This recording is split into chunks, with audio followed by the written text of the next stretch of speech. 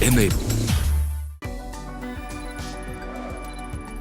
WazirX and CNBC TV 18 present Crypto, Digital Assets of the Future. Hello and welcome to this special series. WazirX and CNBC TV 18 present Crypto, Digital Assets of the Future. According to the World Economic Forum, more than 10% of global GDP could be stored on blockchain systems by 2025. Experts believe that by eliminating the need for intermediaries, blockchain technology can disrupt the global economy. According to a market research firm, Report and Data, the global blockchain technology market is growing at a CAGR of 66%.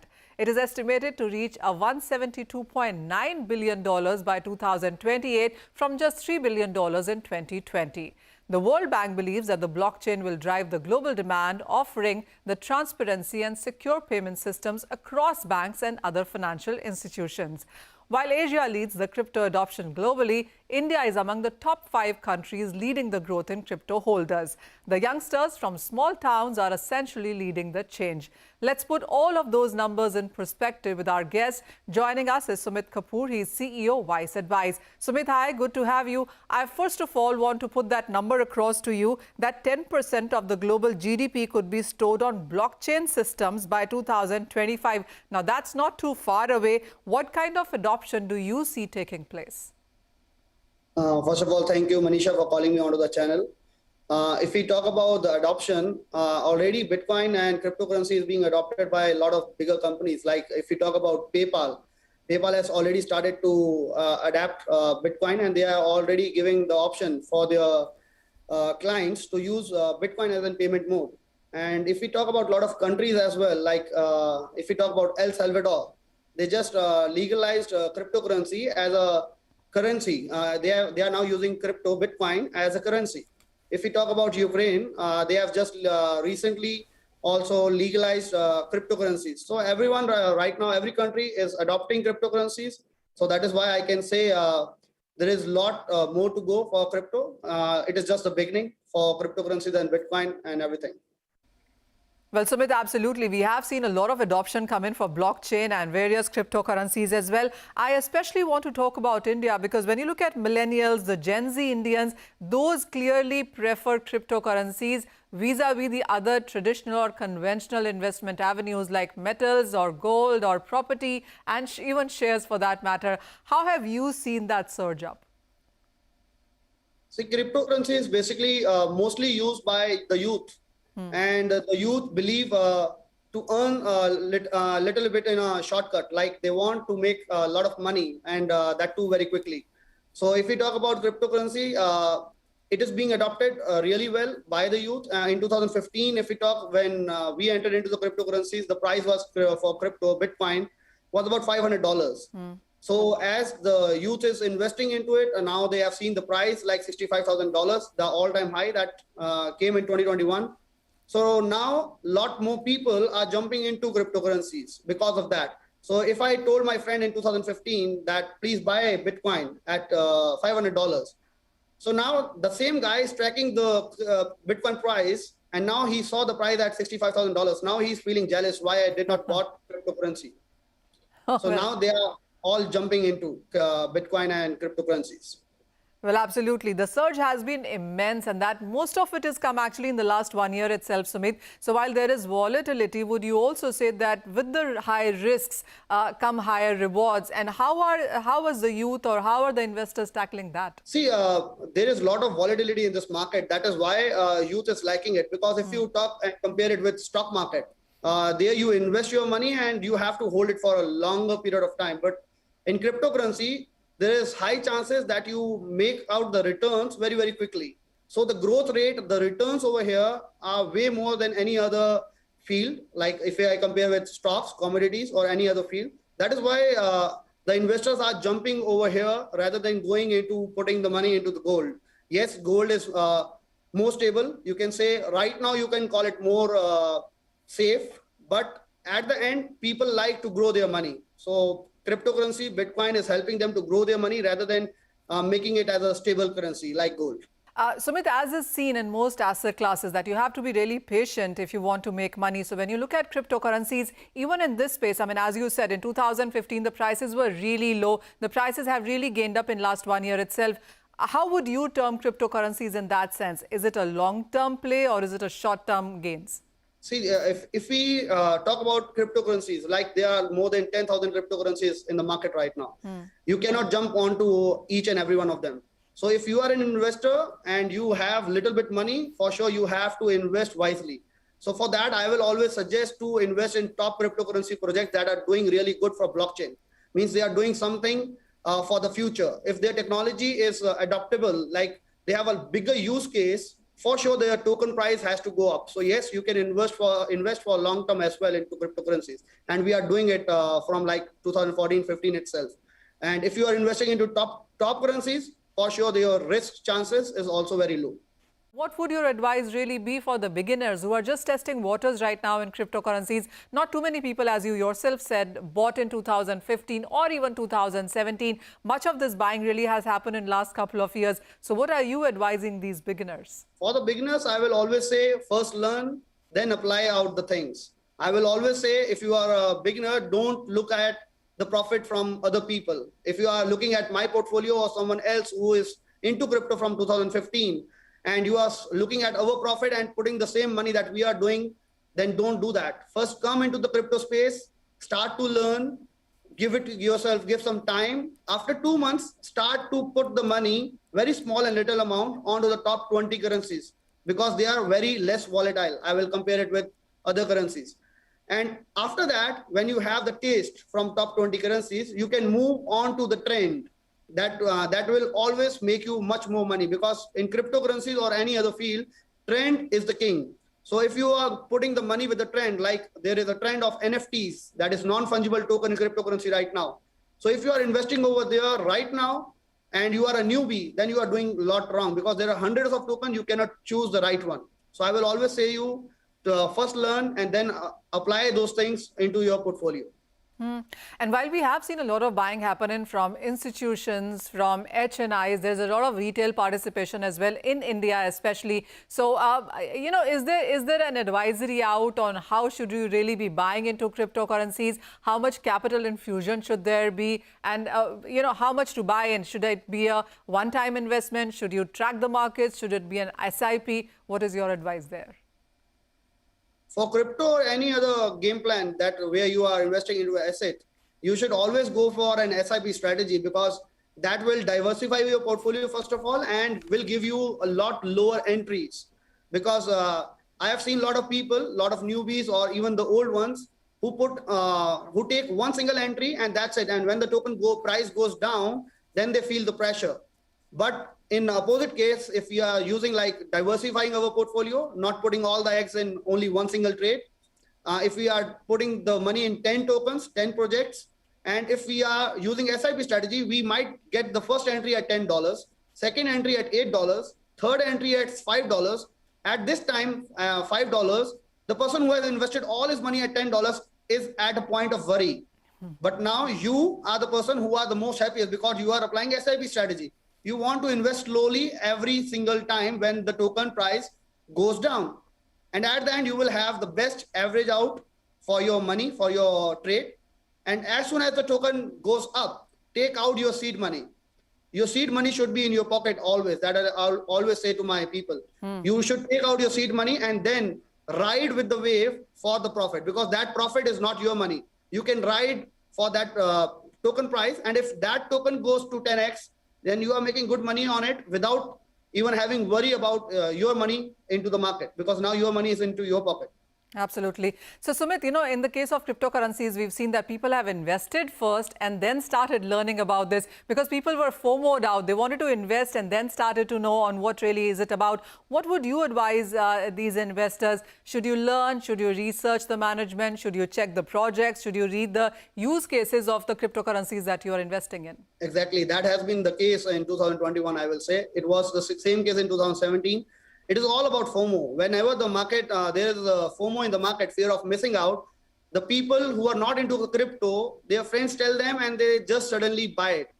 We can take example of Elon Musk. Elon Musk just told about a lot of coins, which are kind of meme coins in 2021. And everyone just started to buy those tokens because Elon Musk was saying it.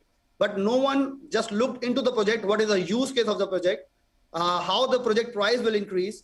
There are huge number of token supply for that token that he was promoting, how the price can increase. No one was looking at that factors. So people, the newbies, I will say, never invest blindly. First, there are hundreds of opportunities that will come into this field, or even stocks or even commodities. Even if you miss one opportunity, it does not matter. Just wait for your opportunity, start to learn from today and start applying it slowly into your portfolio. Well, absolutely. That's a lot of valuable advice coming in from Sumit Kapoor. But on that note, we will have to take a very short break. When we come back, we'll talk about the latest trends in the cryptocurrencies, especially in the Indian markets, and how should you be tracking it.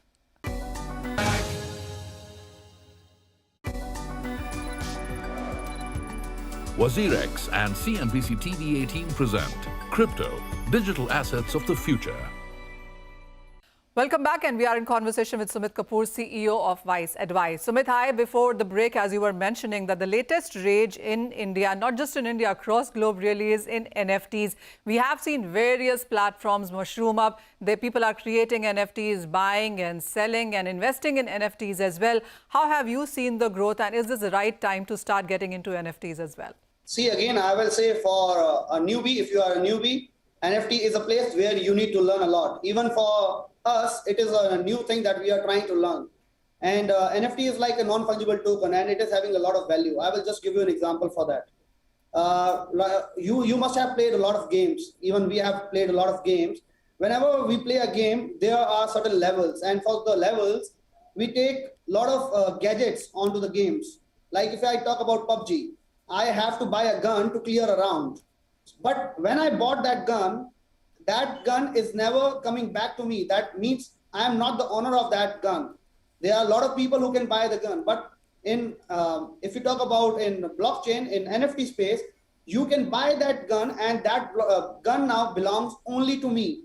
So that means it is now extreme rare in the market. So if I have that gun, I can easily clear the level. That is what NFT is, non-fungible token.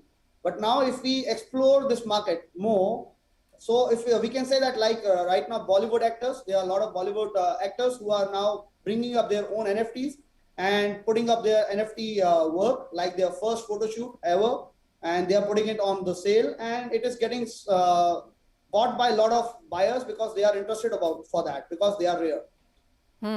Well, absolutely, Sumit. So when we talk about NFTs, it's about music, it's about art, it's about videos, and then gaming, as you pointed out. But again, in this category as well, if somebody was to start new, what is the area or the place that you would advise here? Into crypto, there are many projects that are bringing up NFTs.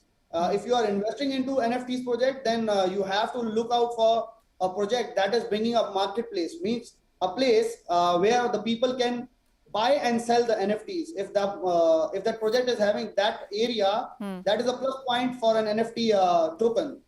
So if a newbie is coming, that they have to look at the team of the project. They have to look at out of the vision the project is working on. If the project is limited for the use case, then the token price will never rise. So I will always say, if the newbie is coming into the field and putting the money straight away into NFTs, then they have to put the money where there is a lot of use case for that NFT individually. You've been known to pick up, cryptocurrencies ahead of time. I mean, you've been known to pick up these gems ahead of time as well. So what are the new cryptos that are on your list as we move ahead? Are you picking up any new gems here? If you go to my channel, there are a lot of gems that are already going up over there. I just try to pick up the coins according to the team, according to the use case. If the token is not listed on multiple exchanges right now, so they have a lot of growth chances as well.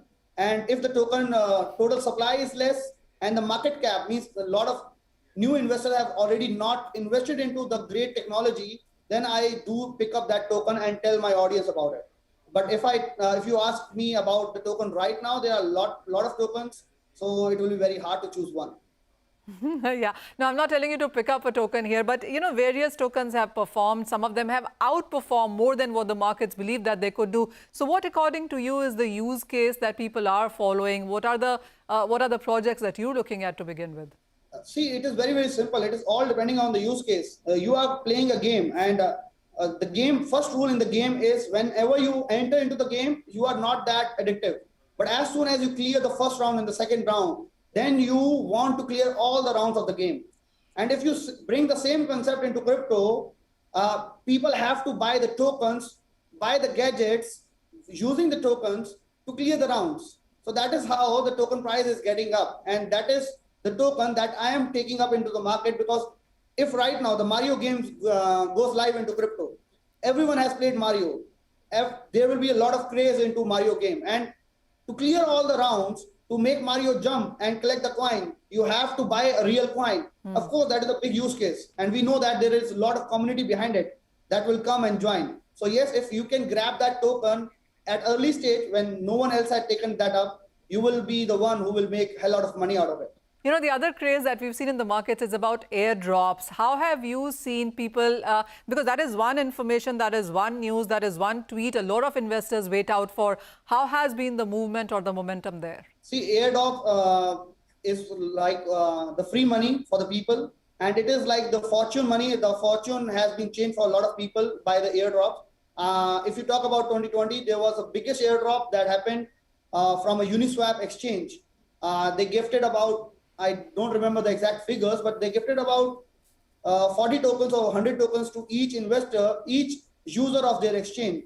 Why they were giving those tokens? Because there was an exchange that was named as Uniswap. Over there, when you trade, they collect some fees, and that fees was not small. It was like $10, $15, $50 for one single trade. They were collecting it for like 1 year, 2 year, and 3 year. And as soon as the market was hot, they announced their biggest airdrop. That was Uni token. And doing that, they were getting the biggest hype in the market, biggest advertisement in the market that Uniswap is now bringing their Uni token. So that is how right now there are a lot many projects that are not having their own tokens, but they are collecting a lot of fees.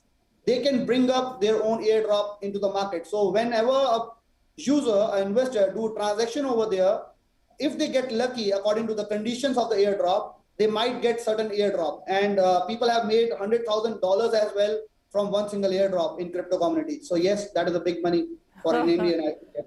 Oh, absolutely. And, you know, as you were talking earlier, Sumit, you said there are some 10,000 coins and perhaps more. We see them coming, adding, modified, being deleted, etc. So how many cryptocurrencies really have the major volume? Out of the 10,000 plus, would you say 100 perhaps is where most investments go to? See, before that, we also talked about the gems. If I choose the gem, that is mostly about the coin that is ranked at 1,000 points in crypto space. Because then only the volumes come into those coins, and then they jumped into the rank, up into the ranks, and then they join top 100, top 200, top 300 after that. So it is not like you have to only invest into the earlier things. As I already told, you have to invest in the concept, in the technology, what they are doing, in the use case. Then only you can find the real gems out of the market. So when you are looking at these gems, Sumit, are you also looking at the white paper? Do you also see what they are doing? Who are the developers? What is the management like? Where are their offices? Because a lot of times all of this information is perhaps not available. That is a major point to look at for, like white paper, what they are doing, who are the people behind the project. And that is why I always say learn and then earn. So if you are learning the stuff, then only you can be able to look at the white paper, the team. Because if the team is not renowned, they have not done any project in crypto space earlier, then you will be quite skeptical as well for that project. So yes, you have to look out for the team. What are their future plans? What is their roadmap? Are their roadmap only for this year, or they are working for next 5 years as well? So we have to look out for that as well. Sumit, I have one final question, and we do understand that a lot of Indians are investing in cryptocurrencies as well. What is the feedback until now? What is the number like? I mean, are these people making money? Are most of these people making money? I will say each individual is making money whenever there is a bull run, whenever there is a bull cycle. And I always say to the people, whenever the market is bullish, put your money in. And whenever there is a trend reversal, don't be stubborn that I will keep on putting my money. Don't do that. If the market is bearish, take out your money. Wait for the right moment, right opportunity for you. Market will again turn bullish and then put the money, because then it is very easy to trade and easy to make money on anything. You can say you can put hand on sand and it will turn into gold. Well, absolutely. Like any other asset class, you really have to follow the trend, and that is perhaps the first golden rule here as well. Sumit Kapoor, thank you so much for joining us on the show here. Thank you for your time. WazirX and CNBC TV18 present Crypto, Digital Assets of the Future.